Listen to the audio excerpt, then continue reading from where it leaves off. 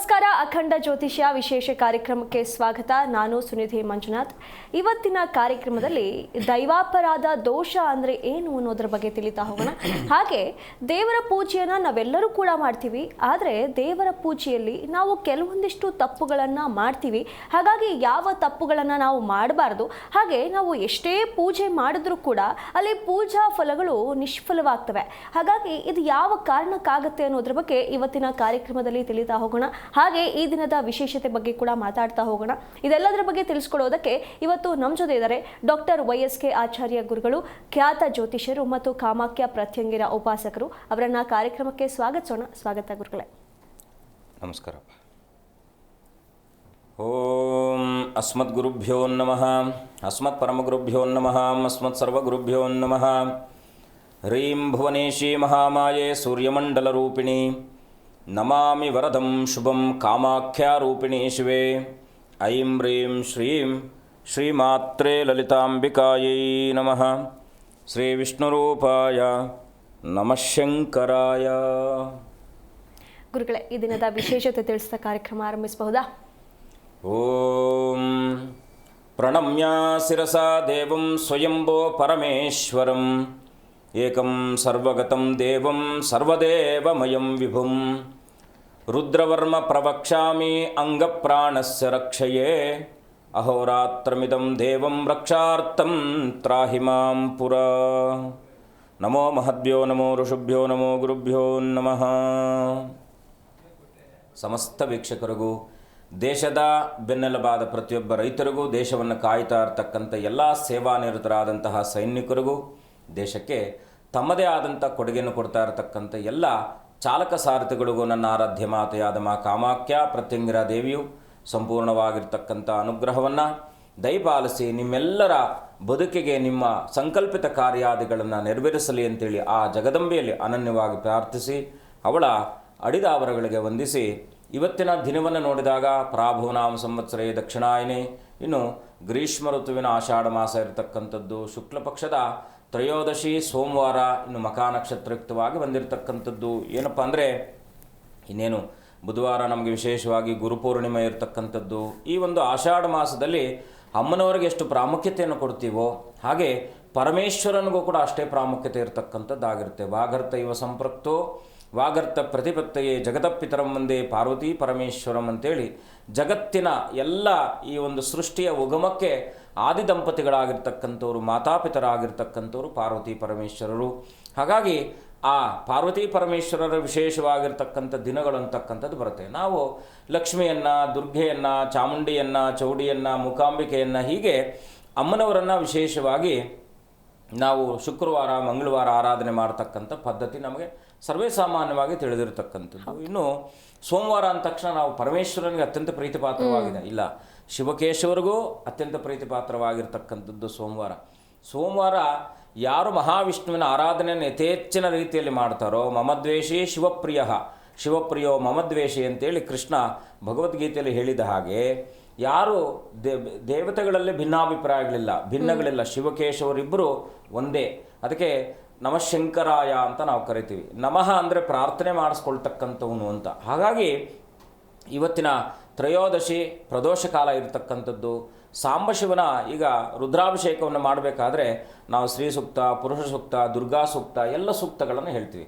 ಅಂದರೆ ಪುರುಷ ಸೂಕ್ತ ಅಂದರೆ ಮಹಾವಿಷ್ಣು ಅಂದರೆ ಸಹಸ್ರ ಶೀರುಷ ಪುರುಷ ಅಂತೇಳಿ ಪುರುಷ ನಾರಾಯಣನನ್ನು ವರ್ಣನೆ ಮಾಡ್ತಕ್ಕಂಥದ್ದು. ಹಾಗಾಗಿ ಅದನ್ನು ಕೂಡ ನಾವು ಅಲ್ಲಿ ಯೂಸ್ ಮಾಡ್ತೀವಿ. ಅಂದರೆ ಆ ಒಂದು ಮಂತ್ರವನ್ನು ಕೂಡ, ಪುರುಷ ಸೂಕ್ತವನ್ನು ಕೂಡ ನಾವು ಅಲ್ಲಿ ಪಠನೆಯನ್ನು ಮಾಡ್ತಕ್ಕಂಥ ಅಭ್ಯಾಸ. ಹಾಗಾಗಿ ಯಾವುದೇ ಪೂಜಾ ವಿಧಾನದಲ್ಲಿ ಭೇದಗಳಿಲ್ಲ. ಆದರೆ ಆಯಾಯ ಕಾಲಮಾನಕ್ಕೆ ಏನನ್ನು ಮಾಡಬೇಕು, ಧೂಪಕ್ಕೆ ಏನು ಮಾಡಬೇಕು, ದೀಪಕ್ಕೆ ಏನು ಮಾಡಬೇಕು, ಅಂದರೆ ದೀಪ ಮಂತ್ರ ಏನು, ಧೂಪ ಮಂತ್ರ ಏನು, ನೈವೇದ್ಯ ಮಂತ್ರ ಏನು, ಹಾಗೆ ಭಗವಂತನಿಗೆ ಅರ್ಪಣೆ ಮಾಡ್ತಕ್ಕಂಥದ್ದೇನು ಅಂತಕ್ಕಂಥದ್ದು ವಿಶೇಷವಾಗಿ ಪ್ರದೋಷ ಕಾಲಗಳಲ್ಲಿ ಶಿವ ಲಯಕ್ಕಾರಕನು.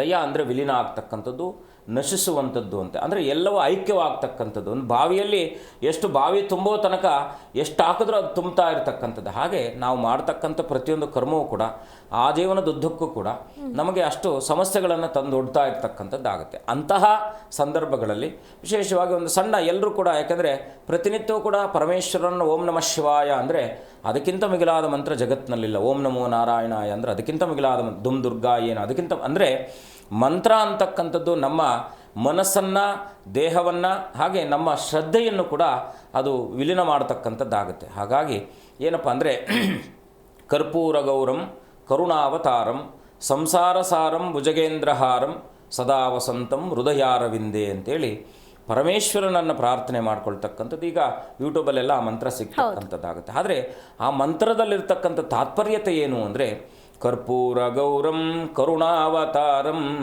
ಸಂಸಾರಸಾರಂ ಭುಜಗೇಂದ್ರಹಾರಂ ಸದಾ ವಸಂತಂ ಹೃದಯಾರವಿಂದೇ ಭವಂ ಭವಾಮಿ ಚರಿತಂ ನಮಾಮಿ. ಅದು ಸಹಿತಂ ಮಾಡ್ಕೊಳ್ಬೋದು. ಚರಿತಂ ಅಂದರೆ ಕಾಯ ವಾಚ ಮನಸ್ಸು ತ್ರಿಕರಣ ಶುದ್ಧಿಯಿಂದ ಭಗವಂತನನ್ನು ಸ್ಮೃತಿ ಪಟಲದಲ್ಲಿ ಅವನನ್ನು ಅನನ್ಯವಾಗಿ ಪ್ರಾರ್ಥನೆ ಮಾಡ್ತಕ್ಕಂಥ ಒಂದು ವ್ಯವಸ್ಥೆ. ಅದರಲ್ಲೂ ಕೂಡ ಮಂತ್ರ ಅಂತಕ್ಕಂಥದ್ದು ನಮ್ಮೆಲ್ಲರ ಬದುಕನ್ನು ಕೂಡ, ಪ್ರಕೃತಿಯನ್ನು ಕೂಡ ಅದು ಶುದ್ಧಿ ಮಾಡ್ತಕ್ಕಂಥದ್ದಾಗುತ್ತೆ. ಹಾಗಾಗಿ ಈ ಮಂತ್ರೋಚ್ಚಾರ ಇವತ್ತಿನ ದಿವಸ ವಿಶೇಷವಾಗಿ ಮಖ ನಕ್ಷತ್ರ ಇದೆ.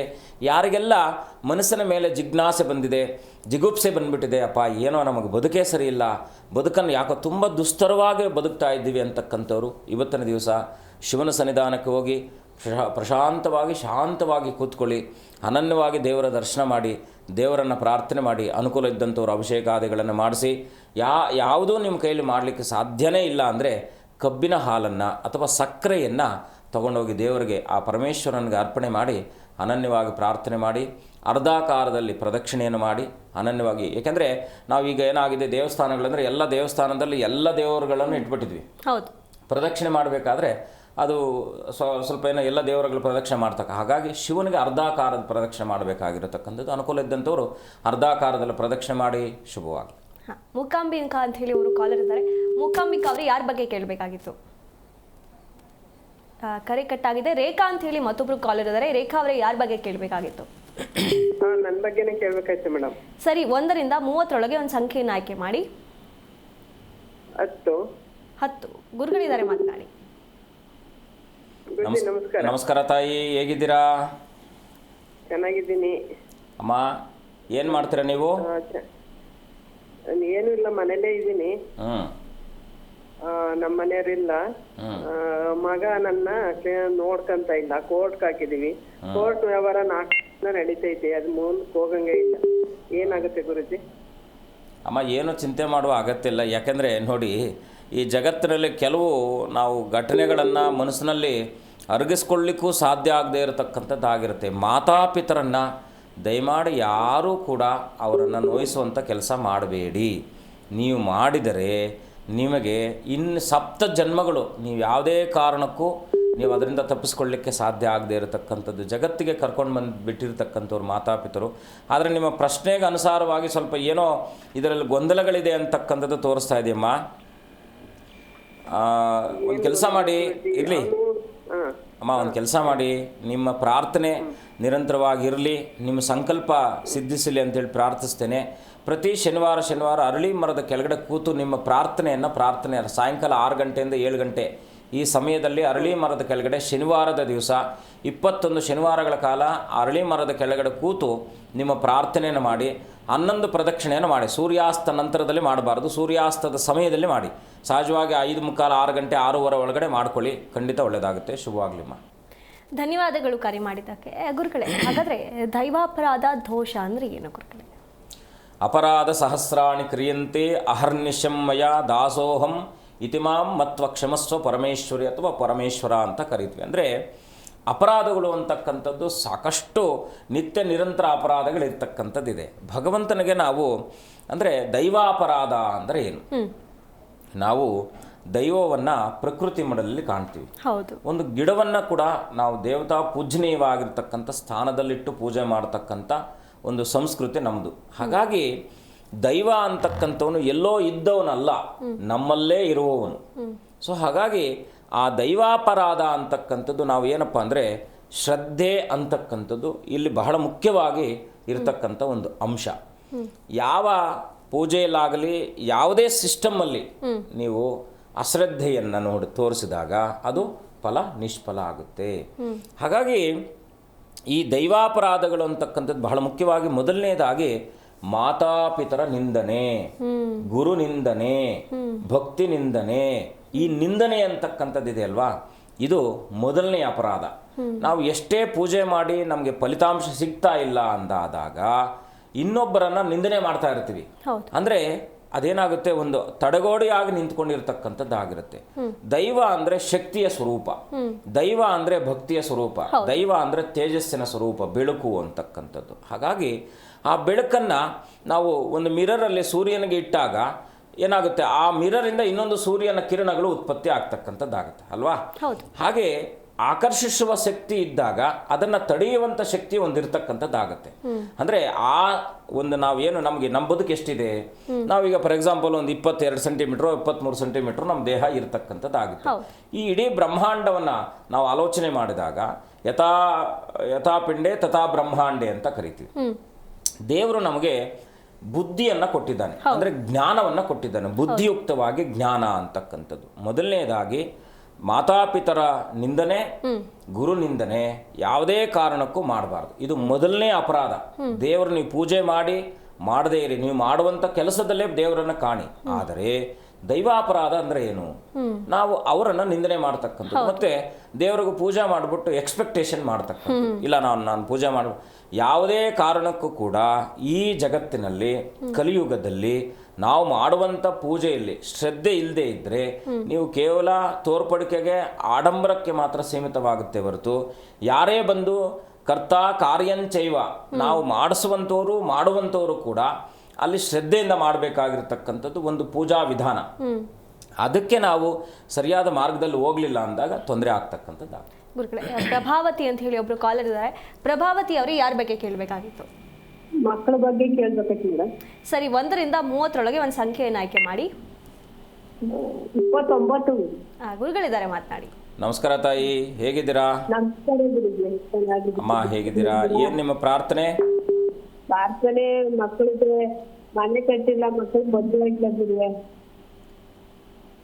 ಏನ್ ಮಾಡ್ತಿದ್ದೀರಾ ತಾಯಿ? ಮಕ್ಕಳು ಇಲ್ಲೇ ಬೆಂಗಳೂರಲ್ಲಿ ಕೆಲಸ ಮಾಡ್ಕೊಂಡಿದ್ದೀವಿ. ಬೆಂಗಳೂರಲ್ಲಿದ್ದೀರಾ? ನಾ ಬೆಂಗಳೂರಲ್ಲಿ ಇದ್ದೀವಿ. ನಾವು ಮಳವಳ್ಳಿ ತಾಲೂಕು. ಏನ್ ಮಾಡ್ಕೊಂಡಿದಾರ ಹುಡುಗರು? ಒಬ್ನು ಡ್ರೈವಿಂಗ್ ಮಾಡ್ಕೊಂಡಿದ್ದಾನೆ, ಒಬ್ನು ಫ್ಯಾಕ್ಟ್ರಿಗೆ ಹೋಗ್ತಾನೆ. ನಿಮ್ ಜೊತೆಲಿ ಇಲ್ವಾ? ಇದಾರೆ, ಜೊತೆಲಿ ಇದಾರೆ. ಏನೋ ಕೆಲಸ ಕಾರ್ಯಗಳು ಉತ್ಪತ್ತಿ ಆಗ್ತಿಲ್ಲ ಅಂದ್ರೆ ಎಲ್ಲ ಅರ್ಧಂಬರ್ಧಂಬ ಇದೆ. ಹೌದು ಹೌದು ಹೌದು. ಸದ್ಯಕ್ಕೆ ಮಕ್ಕಳು ಮದುವೆ ಆಗುತ್ತಾ ರಾಶಿ ನಕ್ಷತ್ರ ಹೇಳ್ಕೊಡಿ, ನಿಮಗೆ ಗೊತ್ತಿಲ್ಲ.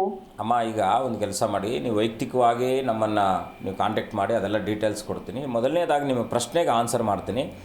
ನೀವು ಎಲ್ಲಾದರೂ ಸಮುದ್ರ ಕ್ಷೇತ್ರಕ್ಕೆ ಹೋಗಿ, ಸಮುದ್ರ ಇರುವಂಥ ಕ್ಷೇತ್ರಕ್ಕೆ ಹೋಗಿ ಸಮುದ್ರ ಸ್ನಾನವನ್ನು ಮಾಡಿ ಈಶ್ವರನ ಆರಾಧನೆಯನ್ನು ಮಾಡಿಸಿ. ಕನಿಷ್ಠ ಒಂದು 3 ತಿಂಗಳಾದರೂ, 3 ತಿಂಗಳಿಗೊಮ್ಮೆ ಆದರೂ ಯಾವುದಾದ್ರೂ ಈಶ್ವರನ ಸನ್ನಿಧಾನದಲ್ಲಿ ಒಂದು ಅಭಿಷೇಕ ಕೊಡಿ, ಅನನ್ಯವಾಗಿ ಪ್ರಾರ್ಥನೆ ಮಾಡಿ. ಯಾಕೆಂದರೆ ಹೆಚ್ಚಿನ ರೀತಿಯಲ್ಲಿ ನಿಮಗೆ ಗುರುವಾಪರಾಧ ಅಂದರೆ ಗುರುವಿಗೆ ಸಂಬಂಧಪಟ್ಟ ಹಾಗೆ ದೋಷ ಇದೆ. ಹಾಗಾಗಿ ಹಣಕಾಸನ್ನು ಎಷ್ಟೇ ಸಂಪಾದನೆ ಮಾಡಿದ್ರೂ ನಿಮಗೆ ದಕ್ಕದೇ ಇರತಕ್ಕಂಥದ್ದು, ನಿಲ್ಲದೇ ಇರತಕ್ಕಂಥದ್ದು, ಅಶಾಂತತೆ ಇರತಕ್ಕಂಥದ್ದು, ಮನೆಯಲ್ಲಿ ಮಾನಸಿಕವಾಗಿ ಒತ್ತಡಗಳು ಹೆಚ್ಚಾಗಿರ್ತಕ್ಕಂಥದ್ದು ಆಗಿರುತ್ತೆ. ಹಾಗಾಗಿ ಸಮುದ್ರ ಸ್ನಾನ ಮಾಡ್ಕೊಳ್ಳಿ, ಮಕ್ಕಳ ಜೊತೆಯಲ್ಲಿ ಹೋಗಿ. ಎರಡನೇದಾಗಿ ಶಿವನಿಗೆ 3 ತಿಂಗಳಿಗೊಮ್ಮೆ ಒಂದು ಅಭಿಷೇಕ ಕೊಟ್ಟು ಅನನ್ಯವಾಗಿ ಪ್ರಾರ್ಥನೆ ಮಾಡಿ. ಇವತ್ತು ಹೇಗಿದ್ದರೂ ಕೂಡ ಪ್ರದೋಷ ಇದೆ, ಈ ಪ್ರದೋಷ ಕಾಲಕ್ಕೆ ಸಾಯಂಕಾಲಕ್ಕೆ ಹೋಗಿ ಅನನ್ಯವಾಗಿ ಶಿವನ ದೇವಸ್ಥಾನದಲ್ಲಿ ಅಭಿಷೇಕ ಕೊಟ್ಟು ಪ್ರಾರ್ಥನೆ ಮಾಡ್ಕೊಳ್ಳಿ, ಖಂಡಿತ ಒಳ್ಳೆಯದಾಗಲಿ ತಾಯಿ. ಧನ್ಯವಾದಗಳು ಕರೆ ಮಾಡಿದ್ದಕ್ಕೆ. ಹಾಗೆ ಪ್ರತೀಕ್ ಅಂತ ಹೇಳಿ ಒಬ್ರು ಕಾಲರ್ ಇದ್ದಾರೆ. ಪ್ರತೀಕ್ ಅವರು ಯಾರ ಬಗ್ಗೆ ಕೇಳಬೇಕಾಗಿತ್ತು? ಕರೆ ಕಟ್ಟಾಗಿದೆ.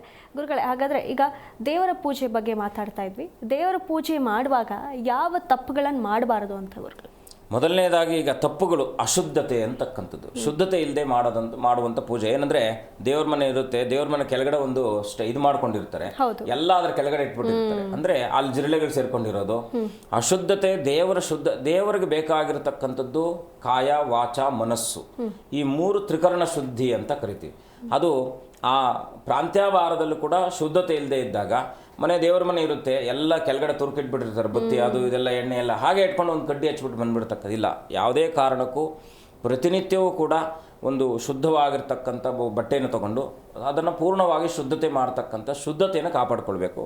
ಎರಡನೇದಾಗಿ ನಾನು ಆವಾಗಲೇ ಹೇಳಿದ್ನಲ್ಲ, ನಿಂದನೆ ಮಾಡ್ತಕ್ಕಂಥದ್ದು ಯಾವುದೇ ಕಾರಣಕ್ಕೂ ಮಾಡಬಾರ್ದು. ಆಡಂಬರ ತೋರಿಸಬಾರ್ದು, ದೇವರಿಗೆ ಭಕ್ತಿ ತೋರಿಸ್ಬೇಕಾಗಿರ್ತಕ್ಕಂಥದ್ದು. ಯಾಕಂದರೆ ಪ್ರಧಾನವಾಗಿರ್ತಕ್ಕಂಥದ್ದು ಭಕ್ತಿ ಅಂತಕ್ಕಂಥದ್ದು. ಇಲ್ಲಿ ಶ್ರದ್ಧೆ, ಭಕ್ತಿ ಮತ್ತು ಆಚಾರ, ಇದೇನು ಈ ಮೂರು ಏನಪ್ಪ ಅಂದರೆ ಶ್ರದ್ಧೆ ಅಂತಕ್ಕಂಥದ್ದು ನಂಬಿಕೆ, ಎರಡನೇದಾಗಿ ಅಂತಕ್ಕಂಥದ್ದು ಭಕ್ತಿ ಅಂತಕ್ಕಂಥದ್ದು ಪ್ರೀತಿ, ಮೂರನೇದು ಆಚಾರ ಅಂತಕ್ಕಂಥದ್ದು ಏನಂದರೆ ಶುದ್ಧತೆ. ನಾವು ಆಚಾರವಂತರು ಅಂತ ಏನು ಮುಂದೆ ಹಿಂದಿನ ಕಾಲದಲ್ಲಿ ಕರೀತಾ ಇದ್ರು, ಅವ್ರು ಏನು ಆಚಾರವಂತರು ಅಂದರೆ ಬೇರೆ ಯಾರನ್ನೋ ತೊಂದರೆ ಮಾಡ್ತಕ್ಕಂಥದ್ದಲ್ಲ, ತಮ್ಮಲ್ಲಿ ಇರ್ತಕ್ಕಂಥ ಗುಣಗಳನ್ನು ಸಾತ್ವಿಕ ರೂಪದಲ್ಲಿ ಇಟ್ಕೊಳ್ತಕ್ಕಂಥ ಒಂದು ವ್ಯವಸ್ಥೆಯನ್ನು ಆಚಾರ ಅಂತ ಕರೀತಕ್ಕಂಥದ್ದು. ಇದು ಮೊದಲನೇದಾಗಿ ಅಂದರೆ ಆಮೇಲೆ ಎಡಗೈಯಲ್ಲಿ ದೇವರಿಗೆ ಅರ್ಪಣೆ ಮಾಡ್ತಕ್ಕಂಥದ್ದು ಅರ್ಪಣಾ ಭಾವನೆಯಿಂದ ಮಾಡಬೇಕೆ ಹೊರತು ಹೂವು ತೆಗೆದು ಹಿಂಗೆ ಹಾಕೋದು, ಅಕ್ಷತೆ ತೆಗೆದು ಹಿಂಗೆ ಹಾಕೋದು ಇದನ್ನೆಲ್ಲ ಮಾಡಬಾರ್ದು. ಇದು ಕೂಡ ಒಂದು ಅಪರಾಧ.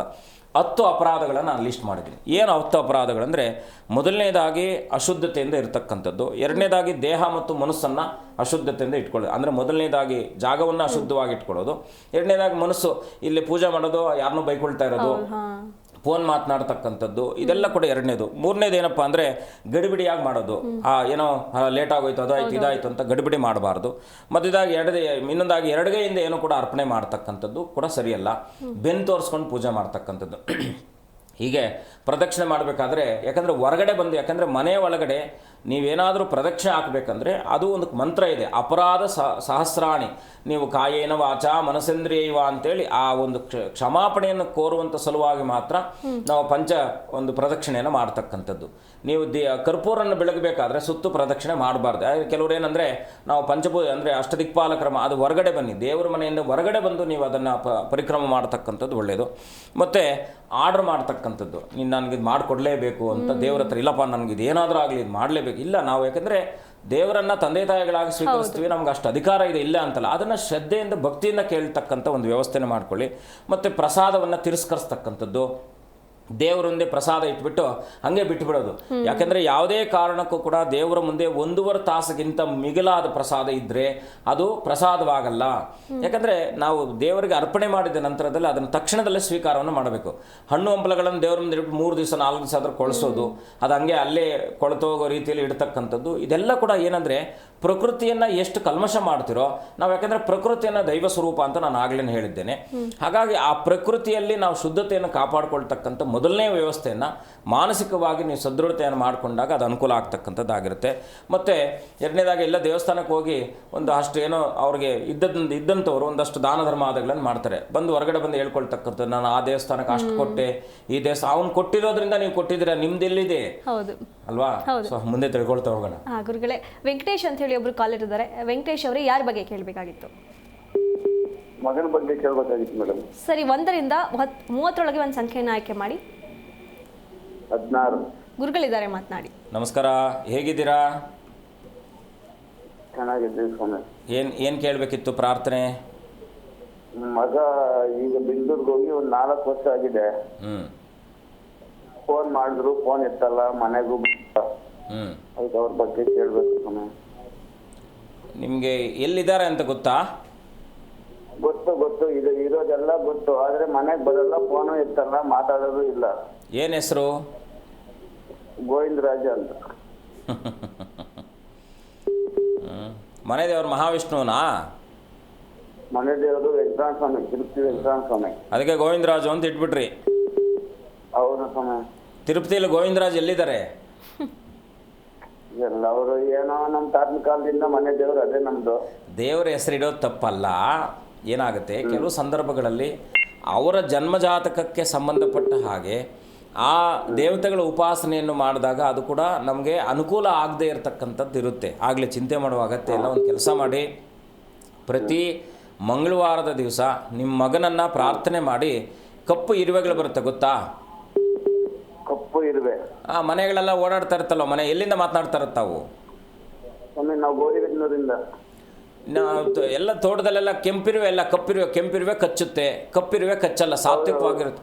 ಬಾಳೆ ತೋಟಗಳಲ್ಲಿ ಕೆಂಪು ಇರುವೆ ಇರ್ತವೆ, ಅಲ್ಲಿ ಮನೆಗಳಲ್ಲಿ ಇವು ಕಪ್ಪು ಇರುವೆ ಇರ್ತವೆ. ನಿಮ್ದು ಅಲ್ಲೆಲ್ಲಾದ್ರೂ ಮುತ್ತಗದ ಎಲೆ ಮರ ಇದೆಯಾ? ಐತೆ. ನೀವೊಂದು ಕೆಲಸ ಮಾಡಿ, ಮಂಗಳವಾರದ ದಿವಸ ಸ್ನಾನ ಎಲ್ಲ ಮಾಡಿಕೊಂಡು ಪ್ರಾರ್ಥನೆ ಮಾಡ್ಕೊಳ್ಳಿ. ನಿಮ್ಮ ಮಗ ನಿಮ್ಮ ಜೊತೆಲಿ ಇರಬೇಕು ಅಂತೇಳಿ ನಿಮ್ಮ ಮನಸ್ಸಿನಲ್ಲಿ ಅಂದ್ಕೊಳ್ಳಿ. ಅಕ್ಕಿ ಮತ್ತು ಸಕ್ಕರೆಯನ್ನು ಮಿಶ್ರಣ ಮಾಡಿ ತಗೊಂಡೋಗಿ ಮುತ್ತಗದ ಗಿಡದ ಬುಡದಲ್ಲಿ ಆ ಒಂದು ಅಕ್ಕಿ ಮತ್ತು ಸಕ್ಕರೆಯನ್ನು ಹಾಕ್ಬಿಟ್ಟು ಬನ್ನಿ. ಒಂದು 6 ಮಂಗಳವಾರ ಮಾಡಿ, 7ನೇ ಮಂಗಳವಾರ ಅಷ್ಟೊತ್ತಿಗೆ ನಿಮ್ಮ ಮಗ ನಿಮ್ಗೆ ಫೋನ್ ಮಾಡ್ತಾನೆ. ಒಳ್ಳೇದಾಗಲಿ. ಧನ್ಯವಾದಗಳು ಕರೆ ಮಾಡಿದ್ದಕ್ಕೆ. ಹಾಗೆ ರಾಜಣ್ಣ ಅಂತ ಹೇಳಿ ಒಬ್ರು ಕಾಲರ್ ಇದ್ದಾರೆ. ರಾಜಣ್ಣ ಅವರು ಯಾರ ಬಗ್ಗೆ ಕೇಳಬೇಕಾಗಿತ್ತು? ನಮ್ಮ ಬಗ್ಗೆ ನಮ್ಮ ಯಾರ ಬಗ್ಗೆ ಕೇಳಬೇಕಾಗಿತ್ತು? ನನ್ನ ಧ್ವನಿ ಕೇಳಿಸ್ತಿದ್ಯಾ? ಯಾರ ಬಗ್ಗೆ ಕೇಳಬೇಕಾಗಿತ್ತು? ಸರಿ, 1ರಿಂದ 30 ಒಂದು ಸಂಖ್ಯೆಯನ್ನು ಆಯ್ಕೆ ಮಾಡಿ. ಗುರುಗಳಿದ್ದಾರೆ, ಮಾತನಾಡಿ. ನಮಸ್ಕಾರ, ಹೇಗಿದ್ದೀರಾ? ಏನು ಮಾಡ್ಕೊಂಡಿದ್ದೀರಾ?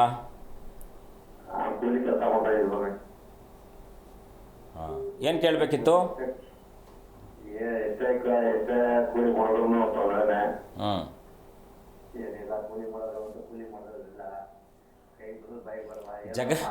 ಜಗತ್ನಲ್ಲಿ ಅಲ್ಲ, ಈ ದೇಶದ ಪ್ರಧಾನಮಂತ್ರಿ ಕೂಡ ಕೂಲಿನೇ ಮಾಡ್ತಾ ಇರೋದು. ಚಿಂತೆ ಮಾಡಬೇಡಿ, ಕೂಲಿ ಅಂತ.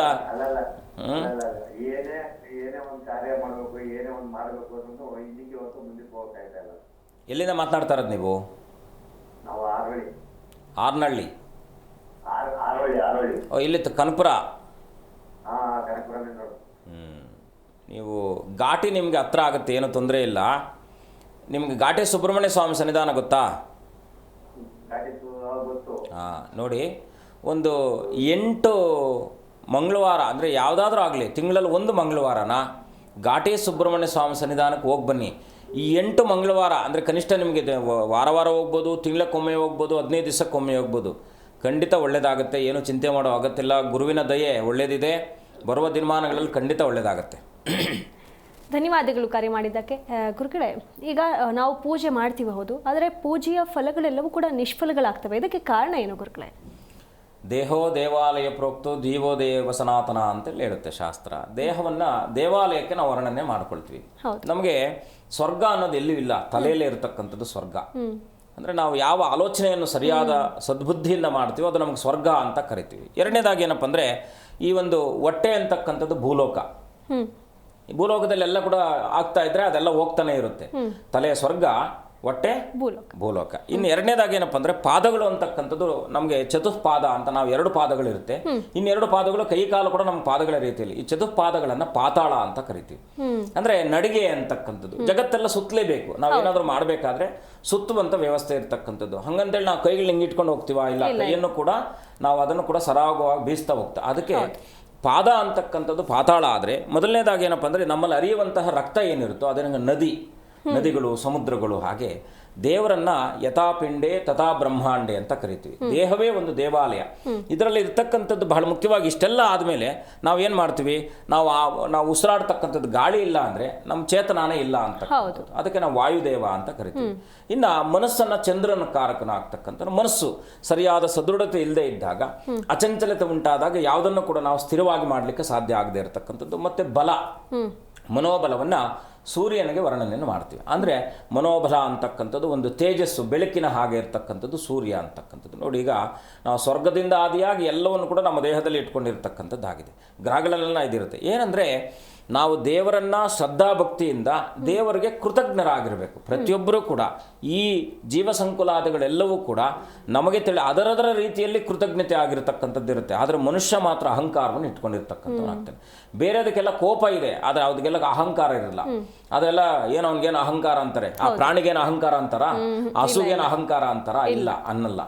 ಅದು ಕೋಪ ಇದೆ, ಹತ್ರ ಹೋಗ್ಬೇಡ ಅಂತಾರೆ. ನಾಯಿ ಕಡಿದು ಬಿಡುತ್ತೆ, ಹತ್ರ ಹೋಗ್ಬೇಡ. ಅದು ಅಹಂಕಾರ ಅಲ್ಲ, ಕೋಪ ಪ್ರತಿಯೊಂದಕ್ಕೂ ಇರತಕ್ಕಂಥದ್ದಾಗಿರುತ್ತೆ. ಆದರೆ ಅಹಂಕಾರ ಅಂತಕ್ಕಂಥದ್ದು ಮನುಷ್ಯನಿಗೆ ಮಾತ್ರ ಇರತಕ್ಕಂಥದ್ದು. ಮನುಷ್ಯ ಸಾತ್ವಿಕ ರೂಪದಲ್ಲಿ ಇನ್ನೊಬ್ಬರಿಗೆ ಉಪಕಾರವನ್ನು ಮಾಡ್ತಕ್ಕಂಥ ವ್ಯವಸ್ಥೆಯನ್ನು ಅವನಿಗೆ ಎಷ್ಟಿದೆಯೋ, ಪ್ರತಿಯೊಬ್ಬರು ಕೂಡ ಇಲ್ಲಿ ಕೂಲಿಕರೇ, ನಾವಿಕರೇ. ಯಾರು ಕೂಡ ಕೂಲಿ ಮಾಡದೆ ಇಲ್ಲದೆ ಇರತಕ್ಕಂಥವ್ರೇನಲ್ಲ, ಎಲ್ಲ ಕೂಡ ಕೂಲಿಯನ್ನು ಮಾಡಲೇಬೇಕು. ಉದರ ನಿಮಿತ್ತಂ ಬಹುಕೃತ ವೇಷಂ ಅಂತೇಳಿ ಅವರವರ ಅನುಕೂಲಕ್ಕೆ ತಕ್ಕನಾಗಿ ಅವರವರ ಕೆಲಸವನ್ನು ಮಾಡಬೇಕಾದದ್ದು ಅನಿವಾರ್ಯತೆ ಇರತಕ್ಕಂಥದ್ದಾಗಿರುತ್ತೆ. ಹಾಗಾಗಿ ಮೊದಲನೇದಾಗಿ ದೇವರಿಗೆ ಕೃತಜ್ಞತೆ ಆಗಿರಬೇಕು. ತಂದೆ ತಾಯಿಗಳಿಗೆ ಕೃತಜ್ಞರಾಗಿರಬೇಕು, ಸಮಾಜಕ್ಕೆ ಕೃತಜ್ಞರಾಗಿರಬೇಕು, ಪರಿವಾರಕ್ಕೆ ಈ ಕೃತಜ್ಞತೆ ಅನ್ನೋದಕ್ಕಿಂತ ಮಿಗಿಲಾದದ್ದು ಏನೂ ಇಲ್ಲ ಜಗತ್ತಿನಲ್ಲಿ. ಕೃತಜ್ಞತೆ ಅಂತಕ್ಕಂಥದ್ದು ದೇವರನ್ನ ನಾವು ನೋಡುವಂಥ ಒಂದು ವ್ಯವಸ್ಥೆ, ಆದರ್ಶ ಅಂತ ನಾವು ಕರಿತೀವಿ. ಆದರ್ಶ ಅಂದರೆ ಏನು? ನಾವೀಗ ಕೆಲವರು ಆದರ್ಶ ದಂಪತಿಗಳು ಅಂತ ಕರಿತೀವಿ. ಅಂದರೆ ಸಮಾಜದಲ್ಲಿ ಇರ್ತಕ್ಕಂಥ ಹಿತವನ್ನು ಬಯಸುತ್ತಾ ತನ್ನ ಬದುಕನ್ನು, ಹೀಗೆ ಇತ್ತೀಚೆಗೆ ತಾನೇ ನಮ್ಮ ಮಾಜಿ ಪ್ರಧಾನಮಂತ್ರಿಗಳಾಗಿರ್ತಕ್ಕಂಥ ಅವರು ಶ್ರೀಮತಿಯವರು ದೈವಾಧೀನರಾಗಿದ್ದಾಗ ಎಲ್ಲರೂ ಕೂಡ ಅವರು ಸಾತ್ವಿಕವಾಗಿ ಅವರಲ್ಲಿ ಇದ್ದಂಥ ಗುಣವನ್ನ ಎಲ್ಲರೂ ವರ್ಣನೆ ಮಾಡಿದ್ರು, ಹೊಗಳಿದ್ರು. ಯಾಕೆ ಅವರಲ್ಲಿ ಆ ತನ ಇತ್ತು, ತನ್ಮಯತೆ ಇತ್ತು. ಹಾಗಾಗಿ ಆ ಒಂದು ವ್ಯಕ್ತಿತ್ವ ಅಂತಕ್ಕಂಥದ್ದು ಪ್ರತಿಯೊಬ್ಬರಲ್ಲೂ ಕೂಡ ಬರಬೇಕಾದದ್ದು. ಅವತ್ತಿನ ಸಮಾಜ ಹಾಗೆ ಇತ್ತು. ಇವತ್ತಿನ ಸಮಾಜದ ರೀತಿಯಲ್ಲಿ ಎಲ್ಲವೂ ಕೂಡ ಕಪೋಕಲ್ಪಿತವಾಗಿಲ್ಲ. ಆವಾಗ ಸ್ವಾಸ್ಥ್ಯತೆ ಇತ್ತು, ಅದರಲ್ಲಿ ಸ್ವಾದ್ಯತೆ ಇತ್ತು. ಯಾವ ವಸ್ತುವಿನಲ್ಲಿ ಸ್ವಾದ್ಯತೆ ಇಲ್ಲೋ ಅದರದ್ದು ಬಣ್ಣನೇ ಬಯಲಾಗ್ತಕ್ಕಂಥದ್ದಾಗಿತ್ತು. ಹಾಗಾಗಿ ಸ್ವಾದ್ಯತೆಯನ್ನು ಇವತ್ತಿನ ಕಾಲಮಾನಕ್ಕೆ ವಿಶೇಷವಾಗಿ ದೇವತಾ ಉಪಾಸನೆಗಳಲ್ಲಿ ನೀವು ಮಾಡ್ತಕ್ಕಂಥ ತಪ್ಪುಗಳೇನು? ಆಡಂಬರ ಪೂಜೆ ಬೇಡ, ಶ್ರದ್ಧಾ ಭಕ್ತಿಯಿಂದ ಇರಲಿ. ಕಾಯ ವಾಚ ಮನಸ್ಸು ತ್ರಿಕರಣ ಶುದ್ಧಿಯಿಂದ ಮಾಡಿದ 5 ನಿಮಿಷ ಪೂಜೆ ಮಾಡಿ, ಒಂದು ಧೂಪ ಹಚ್ಚಿ ದೀಪ ಹಚ್ಚಿ ಮಂಗಳಾರತಿ ಮಾಡಿ. ದೇವರಿಗೆ ನೀವು ನೈವೇದ್ಯ ಮಾಡದೇ ಇರಿ, ಅದೇನು ಕೇಳಲ್ಲ. ಯಾಕೆ ಅಂದರೆ ದೇವರಿಗೆ ಪಂಚೋಪಚಾರ ಪೂಜೆ, ಕಲ್ಪೋಕ್ತವಾಗಿ ಪಂಚೋಪಚಾರ ಪೂಜೆ ಅಂತಿದೆ. ಅದು ಮನಸ್ಸಿನಿಂದ ಕೊಡ್ತಕ್ಕಂಥದ್ದಷ್ಟೇ, ಯಾವುದೇ ಭೌತಿಕವಾದಂಥ ವಸ್ತುಗಳನ್ನು ಕೊಡ್ತಕ್ಕಂಥದ್ದಲ್ಲ. ಲಂ ಪೃಥಿವ್ಯಾತ್ಮನೆ ಗಂಧಂ ಪರಿಕಲ್ಪಯಾಮಿ ನಮಃ ಅಂತ ಹೇಳ್ತೀವಿ. ಆಕಾಶಾತ್ಮನೆ ಪುಷ್ಪಂ ಪರಿಕಲ್ಪಯಾಮಿ ನಮಃ. ನಿನ್ನ ನೀರನ್ನು ನಿನಗೆ ಅರ್ಪಣೆ ಮಾಡ್ತಾ ಇದ್ದೀನಿ. ಎಂ ವಾಯುವಾತ್ಮನೆ ಧೂಪಂ ಪರಿಕಲ್ಪಯಾಮಿ ನಮಃ. ಬ್ರಹ್ಮಗ್ನಿ ತತ್ವಾತ್ಮನೆ ದೀಪಂ ಪರಿಕಲ್ಪಯಾಮಿ ನಮಃ. ಓಂ ಅಮೃತ ತತ್ವಾತ್ಮನೆ ಅಮೃತೋಪಹಾರ ನಿವೇದನಂ ಪರಿಕಲ್ಪಯಾಮಿ ನಮಃ. ಹೀಗೆ ನಾವು ಮನಸ್ಸಿನ ಮುಖಾಂತರವಾಗಿ, ವಾಕ್ ಮುಖಾಂತರವಾಗಿ ದೇವರಿಗೆ ಅರ್ಪಣೆ ಮಾಡತಕ್ಕಂಥ ಒಂದು ಶಕ್ತಿಯನ್ನು ಶ್ರದ್ಧೆ ಭಕ್ತಿಯಿಂದ ದೇವಾಲಯವನ್ನು, ಮನೆಯನ್ನು ಶುದ್ಧಿಯಾಗಿಟ್ಕೊಳ್ತಕ್ಕಂಥದ್ದು, ಮನಸ್ಸುಗಳನ್ನು ಶುದ್ಧವಾಗಿಟ್ಕೊಳ್ತಕ್ಕಂಥ ಪೂಜೆಯೇ ನಿಜವಾದ ದೇವಪೂಜೆ. ಗುರುಗಳೇ, ಇಷ್ಟೊತ್ತು ನಮ್ಮೊಂದಿಗೆ ಕಾರ್ಯಕ್ರಮದಲ್ಲಿ ಭಾಗಿಯಾಗಿ ಇಷ್ಟೆಲ್ಲ ವಿಷಯಗಳನ್ನು ಚರ್ಚೆ ಮಾಡಿದ್ದಕ್ಕೆ ತಮಗೆ ಧನ್ಯವಾದಗಳು. ಶುಭಂ ಭೂಯಾತ್, ಲೋಕ ಸಮಸ್ತ ಸುಖಿನೋ ಭವಂತು. ನೋಡಿದ್ರಲ್ಲ ವೀಕ್ಷಕರೇ, ಇದಾಗಿತ್ತು ಇವತ್ತಿನ ವಿಶೇಷ. ನೋಡ್ತಾ ಇರಿ ಜಿ ಕನ್ನಡ ನ್ಯೂಸ್, ಸತ್ಯವೇ ಸುದ್ದಿಯ ಜೀವಾಳ.